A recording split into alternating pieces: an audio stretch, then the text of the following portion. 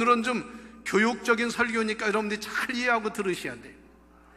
절제의 열매를 맺어야 합니다. 절제한다는 건 수준 있는 사람의 생활을 말합니다. 모든 면에서 절제할 수 있다는 것은 상당히 수양이 된 사람이고 수련이 된 사람이고 수준이 높은 사람입니다. 그러나 매사에 절제하지 못하는 사람은 저질입니다. 막 그냥 화내고 그냥 욱박 지르고, 그냥 쌈질하기 좋아하고, 그 다음에 탐내고 욕심부리고, 이건 다 뭐냐면 절제하지 못하는 사람의 모습입니다. 아니, 평생을 신앙생활하고 하나님을 섬기고 주의 자녀가 되었다면서 절제하지 못하고 막 그냥 자기 마음대로, 자기 감정대로, 자기 성격대로 살면은 것은 그건 잘못된 거예요. 우리 하늘문교회 성도 여러분들은 모든 면에서 절제할 줄 아는 수준 있는, 도덕적으로 상당히 수련이 된 그런 하나님의 자녀가 되기를 축원합니다.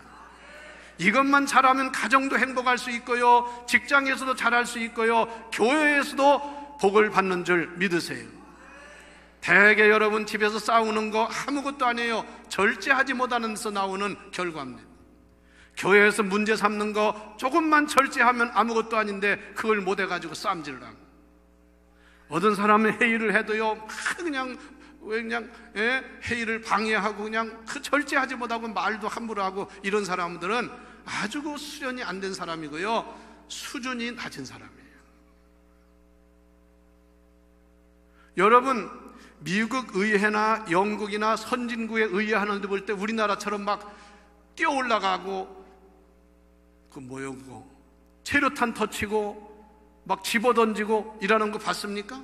이건 아주 무식한 그 후진국의 모습을 그대로 보여주는 거예요.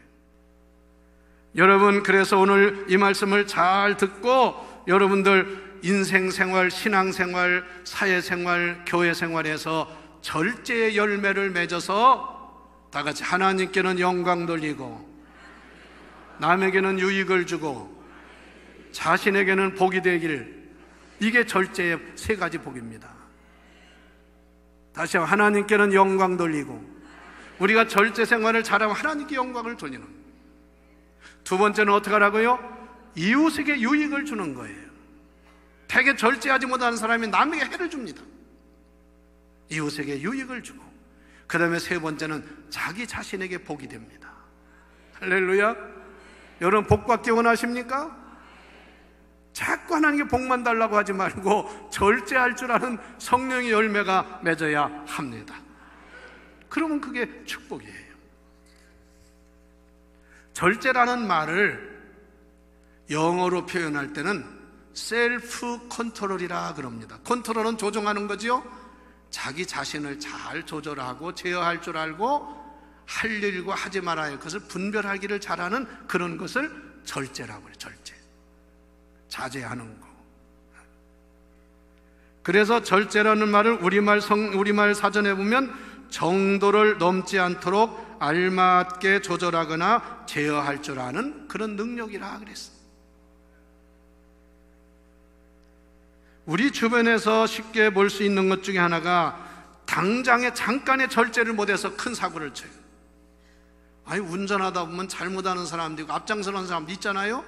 아니, 그러면 어떻게 생각해요? 아니, 저 사람 바쁜가 보다, 그러고 그냥 참아야 되는데 내가 나를 앞질렀어? 그냥 가가지고 앞에다 딱 차려 세우고서는 막 야단을 하고, 얼마나 그 사람 그거 무식한 사람입니까? 그리고 막 어떤 사람이 막 나 앞질러서 가려고 그래요. 아, 저 사람 장모가 돌아가셨나 보다. 그렇대요. 제 아버지 돌아가면 빨리 안 가고 장모 돌아가면 빨리 간대. 그랬나 보다 하고서 그냥 참아야 돼. 어떤 데는 영업용 택시가 막 추월해요. 그러면 아이고, 저 사람 돈 벌어야 되니까 이해해야지. 이거 조금만 우리가 관심 갖고 이해하면 괜찮은데 그냥 문 열고 소리를 지르고 욕을 하고, 막 어떤 사람 내리더니 그냥 앞에다 차를 세워놓고 트렁크를 열더니 그냥 망치 도끼를 가지고 와서 막 차를 때려보시. 이건 완전히, 이건 아주 폭력배고 이건 무식한 사람이잖아요. 사람이 살다 보면 서로 부닥치는 것도 있고 어려움도 있는 거 아닙니까? 이게 절제를 못해서 그래요. 그래서 절제라고 하는 것은 우리 신앙생활에, 경건생활에 아주 중요한 성령의 열매인 줄 아시기를 바랍니다. 그럼 우리는 뭘 절제할 것이냐? 이걸 여러분들 지난 수요일 날 앞에 지금 얘기한 건 어느 정도 제가 말씀을 드렸어요. 근데 안 나온 사람이 많기 때문에 제가 다시 한번 이걸 말씀드리면서, 그러면 구체적으로 우리가 뭘 절제해야 되느냐, 이걸 성경적으로 말씀을 드리는데, 제일 중요한 거는 우리 실생활에 가장 필요하고 끊을 수 없는, 가장 많이 쓰는, 사용하는 그것을 우리가 절제할 줄 알아요. 그 중에 첫째가 뭐냐? 여러분, 말을, 언어 생활을 절제할 줄 알아야 합니다. 대개 우리 인간은 말할 수 있는 동물이에요. 피조물이에요. 이게 축복입니다. 여러분, 말 못한다는 거 생각해 보세요. 에? 여러분, 동물들 기르고 애완견 기르고 하지만 무슨 말을 못하니까 어떤 데는 답답해. 아파도 말을 못하니까. 그럼 우리 말할 수 있다는 것이 축복인 줄 아세요? 아니에요? 축복인 줄 아세요? 그런데 이 말도, 언어도 절제할 줄 알아야 돼. 그래서 흔히 말하기를, 함부로 말하면 뭐라고 해요? 입이 열렸다고, 그냥 아무 말이나 한다고. 입은 삐뚤어졌어도 뭘 바로 하라고? 말은 바로. 이게 다 말을 잘하라고 하는 그런 의미예요.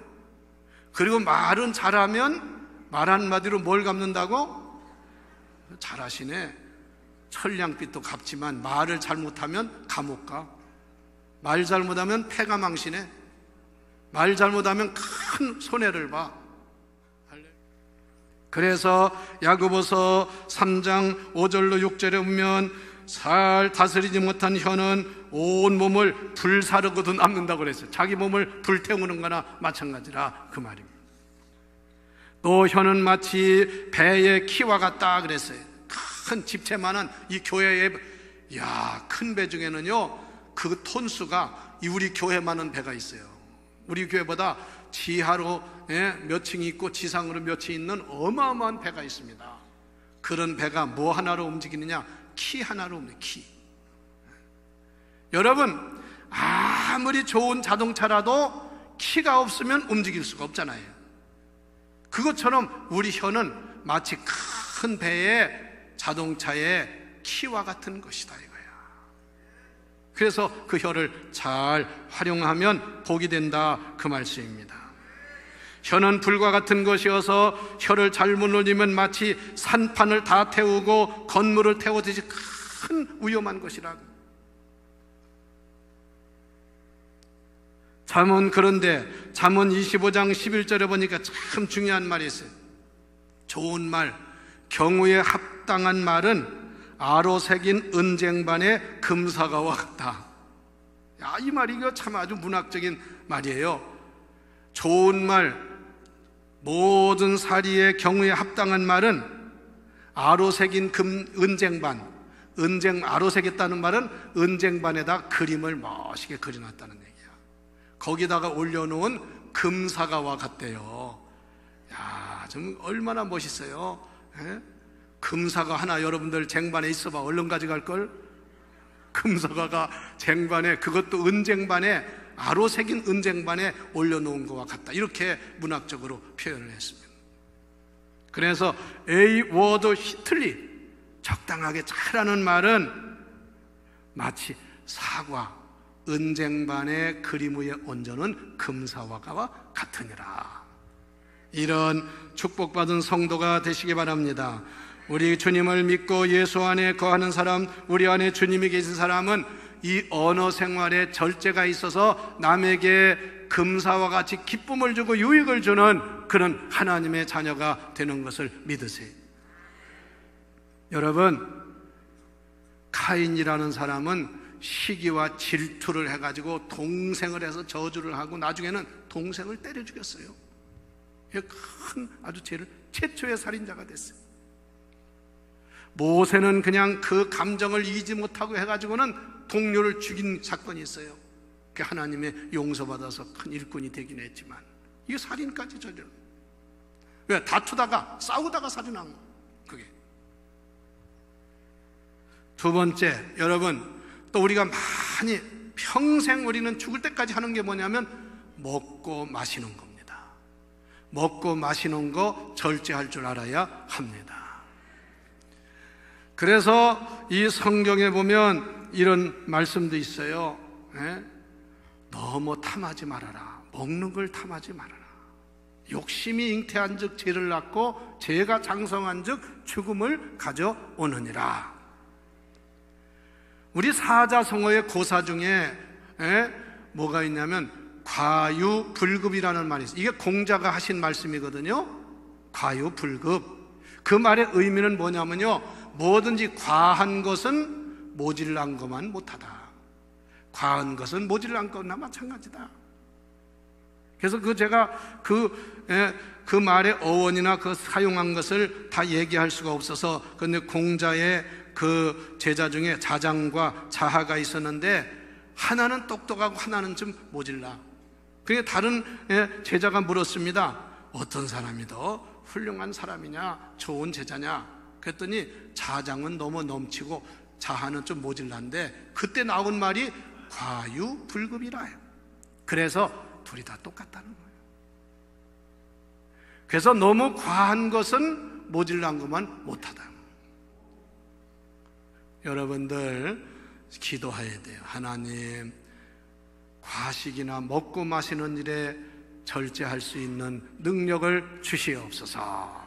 그거 참 지혜로운 거예요. 어떤 사람은 그래요. 술도 적당히 마시면 몸에 좋다고. 웃기는 소리 하지 말아요. 술은 적당히 마실 수가 없어요. 술이라는 것은 취하는 것이 그 본분이기 때문에 술이라는 놈은 취할 때까지 마시게 합니다. 대개 마셔보는 사람들 보면 술은 취할수록 더 마십니다. 맨정신에 많이 마시는 사람 없어요. 취하면서 계속 마시다 나중에는 아주 술에게 취해가지고는 자기 자신을 못 이겨요. 제가 몇 년 전에 저 조치원, 지금 행복도시가 된 거기에 부흥회를 갔는데, 제가 여관에서 교회까지 새벽에는 이렇게 거기 멀잖아요. 걸어갑니다. 그런데 그때 보면 그 대학촌인데요, 젊은이들이 그 새벽까지 술을 마셔요. 그래가지고 어떤 애는 막 비틀비틀하고 걸어가지고, 어떤 사람은 너무 취해가지고 양쪽에서 떠받치고 가더라고. 여학생도 그렇게 술 마시는 사람이 있더라고. 우리는 새벽 기도 가는데 그것들은 술 시컷 마시고 어디로 가는지 비틀거리고 가. 여러분, 이게 얼마나 잘못된 겁니까? 그러고서 내가 생각할 때, 저거 내일 아침에 어떻게 학교 가서 공부할까? 되게 부흥회는 월요일에서 수요일까지 하잖아요. 목요일까지. 그럼 학교 가야 할 텐데 주말도 아니고 저렇게 술을 마시고 어떻게 공부할까? 여러분, 먹고 마시는 거 잘 절제하는 것은 은혜요 성령의 열매인 줄 믿고 잘 실천하시기를 바랍니다. 세 번째, 지나친 낭비와 사치를 절제해야 돼요. 낭비와 사치. 사람들 중에는 이렇게 말해요. 내 것 가지고 내 마음대로 하는데 왜 시비하느냐고. 내 마음대로 쓰는데 무슨 상관이냐. 절대 그거 잘못된 거예요. 여러분, 이거 아셔야 돼. 우리는 청지기인 줄 아시기 바랍니다. 돈 많다고 내 마음대로 쓰는 게 아니야. 많이 가졌다고 막 허비하는 게 아니에요. 모든 것은 하나님의 것임을 알아야 합니다. 그래서 하나님 뜻대로 써야 돼. 하나님 자녀답게 써야 돼. 그게 우리 믿는 사람과 세상 사람과 다르다는 것을 알아야 합니다. 세상에 영원한 것은 내 것이 영원한 내 것은 없습니다. 여러분 지금 가지고 있는 집, 아파트나 땅이나 여러분 건물이나 이런 거 여러분의 이름으로 등기되어 있으니까 영원히 내 것이라고 믿어요? 절대 그렇지 않습니다. 여러분 언젠가는 세상 떠나기 전에, 아니면 세상 떠난 다음에 그 땅이나 건물은 다른 사람의 이름으로 넘어가게 되어 있습니다. 그래서 영원한 내 것은 없어요. 또 여러분 아무리 풍성하게 지하 자원이 많이 나온다고 해도요, 아껴야 돼요. 아껴야 돼. 그게 영원한 게 없어요. 언젠가는 바닥이 납니다. 그래서 우리는 이러한 낭비나 사치하는 것도 절제하는 지혜를 가져야 합니다. 여러분, 지나친 사치는 삼가해야 돼요. 이 사치라는 말은 제가 찾아보니까 필요 이상의 돈이나 물건을 씀으로써 자기의 분수에 지나친 생활, 이게 사치래요. 사치를 영어로 뭐라고 그래? 럭서리라고. 럭서리. 넉살 좋은 사람이 하는 게 사치인가 봐요. 그런데 요즘 우리나라에서는 뭐든지 럭서리가라고 해야 좋아한대요. 침대도 럭서리, 가구도 럭서리, 무슨 물건도 럭셔리, 자동차도 럭셔리. 그래서 럭셔리라고 붙여놔야 저거 좋은 차구나, 저거 비싼 거구나. 럭셔리는 좋은 말이 아닙니다. 사치하는 거. 또 사치라는 말을요, 영어로 표현할 때 엑스트라 바겐스라고 합니다. 엑스트라 바겐스. 여러분, 물건을 막 싸게 파는 거를 무슨 세일이라고 그래요? 바겐 세일 그러지. 막 버리다시피 하는 거. 그래서 사치는 엑스트라 바겐스라고 해서 돈을 함부로 쓰는 거예요. 물 쓰듯이 쓰는 거예요. 이거 아주 나쁜 거예요. 죄라는 것을 알아야 합니다. 그런 돈이 있으면 유익한 일을 위해서 써야 합니다. 둘째, 지나친 낭비도 우리가 절제해야 돼요. 지나친 낭비. 특히 우리는 먹을 거 너무 해놓고서 버리고 막. 그래서 우리나라 쓰레기 치우는 게 큰일이라는. 이 낭비라는 말은 재물이나 시간 등을 아껴 쓰지 않고 헛되이 헤프게 쓰는 것을 낭비라고 합니다. 그래서 낭비를 영어로 표현할 때 웨이스트라고 합니다. 웨이스트. 쓰레기를 막 버리는 게 웨이스트야. 그래서 함부로 해가지고는 마치 돈을 그냥 낭비하고 쓰레기 버리듯이 막 쓰고 하는 거는 이건 아주 죄 짓는 거라고. 여러분, 그러므로 아무쪼록 경제생활도 하나님의 자녀답게 잘해야 될 줄을 믿습니다. 우리 믿는 사람은요, 아직 쓸만하면 잘 고쳐 쓸 줄 알아야 돼. 그냥 뭐 새거 나왔다고 바꾸고 그냥 이 짓 하면 안 됩니다. 저는 가끔 이제 아파트 이렇게 돌아보고 이렇게 하면 어떤 데 가보면요, 길에서도 저거 쓸만한데 아깝더라고요. 그래서 어떻게 제가 이렇게 건드려보고 괜찮으면 주워 가지고 와요. 우리 방에는 그래서 쓰레기통에도 멀쩡한데 버렸어요. 쓰레기통은 잘 됐구나 가지고. 한 번은 저희 방에 거울이 좀 있어야 되는데 거울 좀 하나 사야 되겠다 그랬는데 보니까 이렇게 타원형으로 좋은 거울이 와 있어요. 그래서 아이고, 집사람이 그걸 알고서 좋은 거울 사오나도 묵직하고 아주 거울도 잘 보이더라고. 그래서 이거 사왔냐고 했더니 아파트에 누가 버렸길래 가져왔대. 근데 그 지금 잘 쓰고 있어. 얼마나 잘 보이는지 몰라.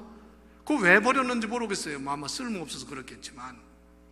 하여튼 우리는 낭비하는 것은 조심해야 합니다.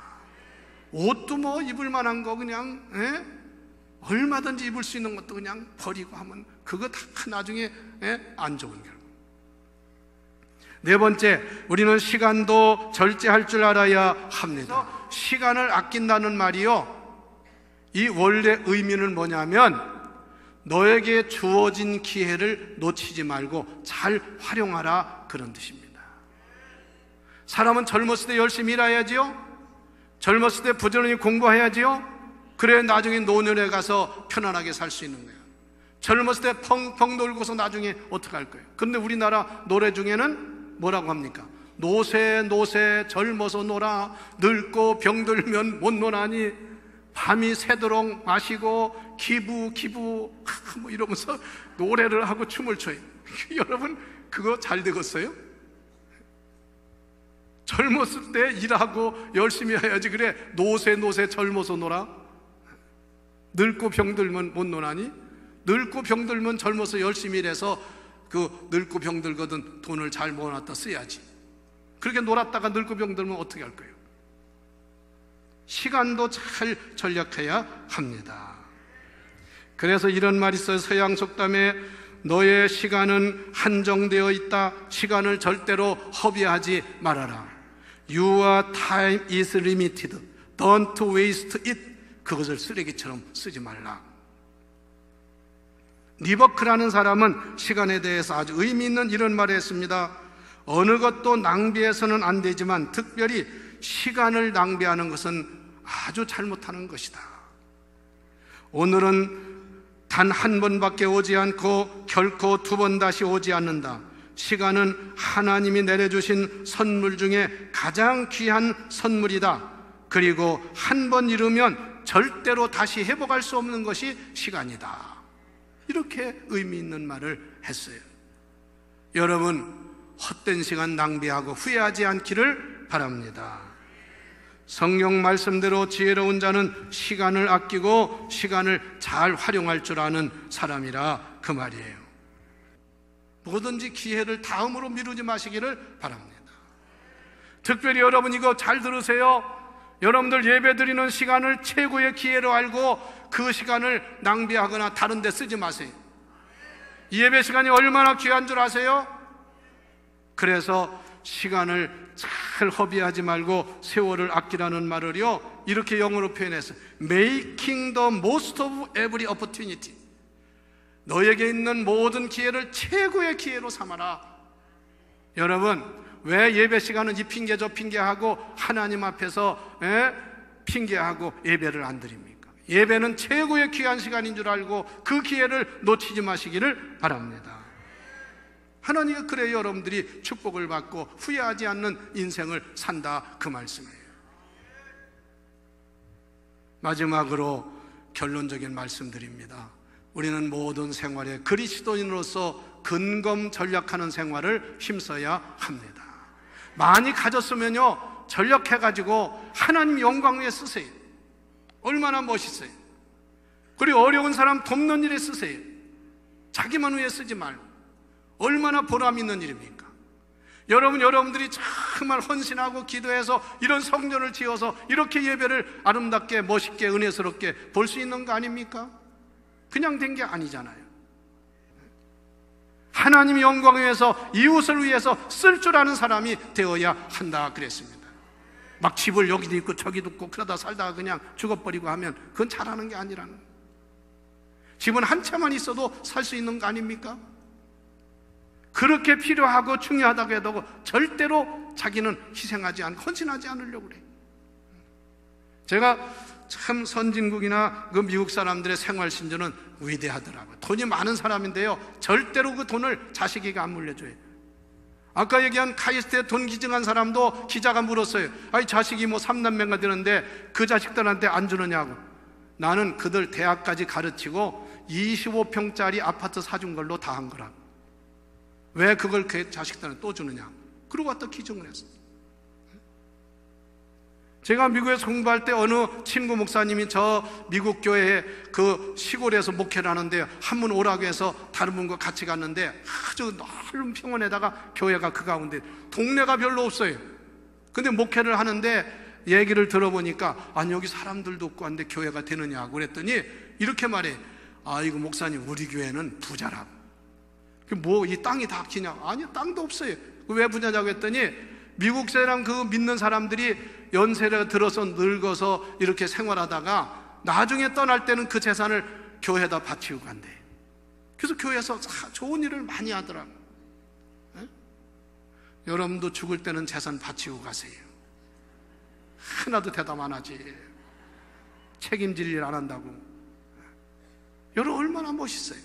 어떤 사람 어려운 사회복지기관에 그 기증을 하고, 괜히 내비둬도 살 거 자식들한테 그 넘겨주느라고 상속세 많이 내고 뭐 그렇게 할 필요가 뭐 있냐고. 우리 좀 더 근검 전략을 합시다. 여러분들 세상 살면서 우리가 이러한 절제하는 생활을 잘하면 남에게도 유익이 되고 하나님께 영광 돌리고 여러분에게 복이 될 줄을 믿으세요.